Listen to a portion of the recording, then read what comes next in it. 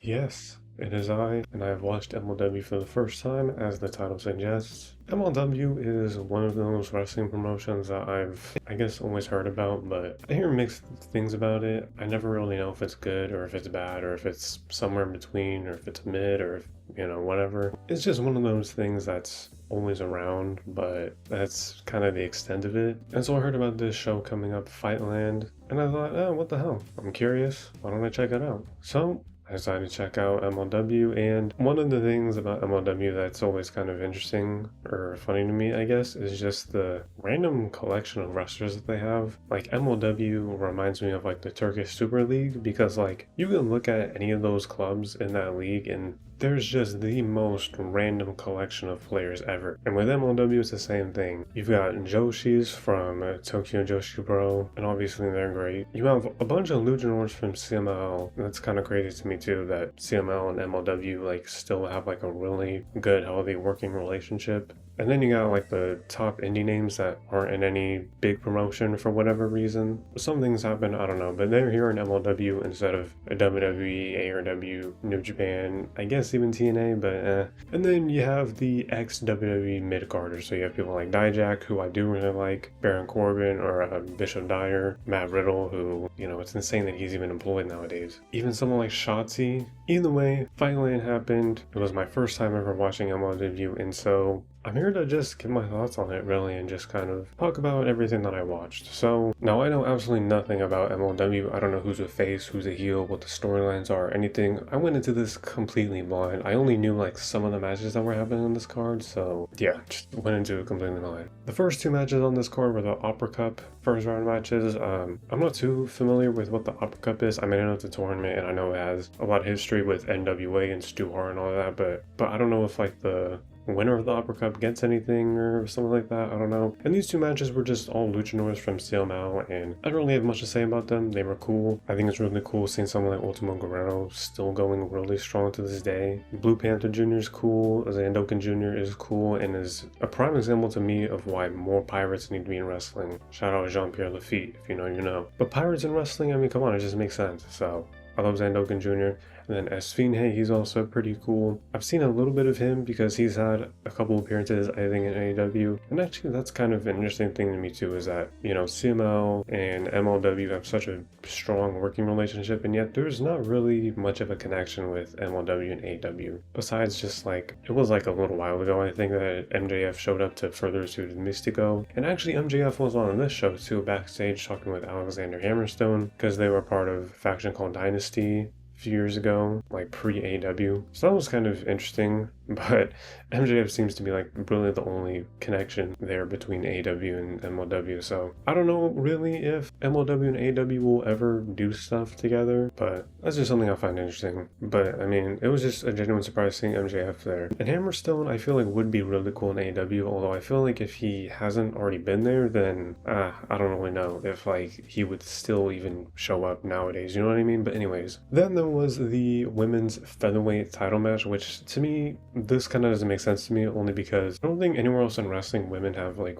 weight classes. So I'm confused with the whole featherweight thing, especially because there's no other women's title in MLW. This is the only women's title in MLW, so like, why is it the featherweight? Why is it not just the women's world title, you know what I mean? But anyways, it was between Shoko Nakajima and Yuki Kamifuku. I hear a lot about Kamifuku just because I follow Wakana Uehara and she's really cool, and so that was really cool seeing her for the first time. And then Shoko Nakajima is someone I've heard of, but I don't know too much about, and I enjoyed this match. Joshis are just amazing wrestlers, and just, yeah, I mean, if you're still following on with WWE and just getting sick of it, check out some Joshi wrestling because they're great. And then there was a Texas death match. Now this was between Alexander Hammerstone, who I just talked about, and Matthew Justice, who I have heard about, I think. Again, he's kind of one of those just like big indie names that's just not with a big company, I think. But so this was a Texas death match, and I mean, something about me is I absolutely love death matches and hardcore matches and stuff like that. I think those are freaking awesome. So I was kind of hyped to watch this, honestly, just based on the fact that it's a Texas death match and Alexander Hammerstone was in it. Now, I don't know if I'm just really accustomed to how Texas death matches work in AEW, because those are basically just the last man standing matches, but I don't know, this Texas Deathmatch felt a little off because there were pinfalls, there wasn't a 10 count, there was a rope break in this, which to me just felt absolutely ridiculous. Like, what? How are you gonna have a rope break in a deathmatch? You know what I mean? The action itself, though, I thought was pretty fine. I wasn't like extremely wowed by a lot. I thought all in all it was decent, but yeah, it was okay. And then also on this was like a whole like promoted thing with Don Gato, which is Kenny McBride's tequila brand. A shout out to Kenny McBride, he makes amazing shows. I absolutely love all of them. I've watched them all and they're very, very good shows, very funny. And so I guess because he has this tequila brand with his own brand Luchador, which is pretty cool, they're doing all this co-promotion with MLW, which is kind of wild, honestly. Like, I feel like there should be a bigger deal made about this, Kenny McBride and MLW. But anyways, there's all this stuff backstage with Cesar, Duran, and Selena, who I've heard a lot about because I guess they have a lot of these kind of segments with MLW. I don't really know, but I mean, they seem pretty cool though. I don't really have much to say about it really though, other than I feel like a Don Gato TV show by Kenny McBride would be pretty cool. But anyways, this all then played out into the match that was for the middleweight championship, which was vacant for whatever reason. I don't really know. It was between Akira Kwan, who I've learned is a part of Contra Unit, and then Templario, who I have seen like bits and pieces of in CML and AEW. So Templario, I at least knew. I didn't really know much about Akira Kwan, and I mean, this match was, I mean, it was pretty short. It was like 6 minutes or something like that, and just there was I don't even know what they were, like ninjas from the Contra Unit or whatever. I mean, they were all dressed up completely in black. Their faces were covered and whatever, and they interfered in the match. There was a ref bump, and then Don Gato himself, the Luchador, actually then interfered in the match to help Templario win the match with his golden knuckles. That was actually pretty cool, to be honest. But yeah, the match was kind of whatever, but Templario did win, which I did feel like was the right decision there. So there you go. And then there was the main event, which was for the world title between Matt Riddle and Dijak. Now, I like Dijak a lot. I think he's really funny. He's also a great wrestler. Matt Riddle, on the other hand, not a good person at all. And crazy to me that he has even been MLW World Champion. It's unfortunate because he is genuinely a good wrestler. He's just, yeah, just an awful person. But I was at least expecting this match to be good because it's Matt Riddle and Dijak, so. And then there was a whole twist where Mads Kruger, who I have heard about a few times, I guess, had a cash-in thingy, Money in the Bank thing, whatever, that he cashed in. And honestly, I'm pretty sick of cash-ins in wrestling, honestly. I've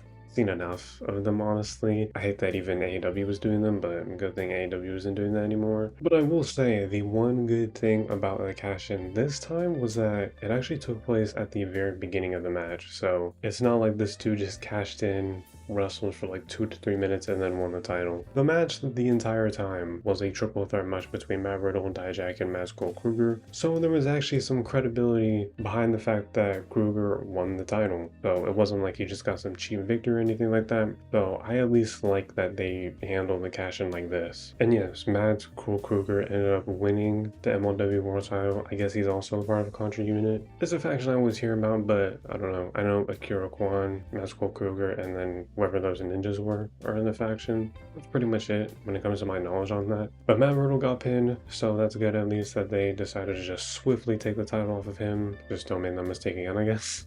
And then there was an aftermath where Mads Kruger and Dijak were brawling all throughout the arena, even outside, and then Hammerstone got involved, hit him with the chair. At this point, I don't even know who's a heel, who's a face, but I absolutely thought it was really cool. I mean, they all vibed to me as heels, honestly, and I love heel versus heel in wrestling. It's something that's so underutilized, and so, yeah, I was cool with it all. But when it comes to the actual match, I thought it was okay. I don't know. It was a little meandering at times, and again, when I was watching it, I just wasn't particularly amazed at a whole lot that was going on. I'm curious how it would have gone down if it just stayed one-on-one between Dijak and Matt Riddle, or maybe if they just, you know, had Mads Kruger do a one-on-one match. Although obviously that's probably what's going to happen in the next event, probably Mads Kruger versus Dijak. Although maybe Hammerstone will get involved, I don't know. But either way, it was an alright main event.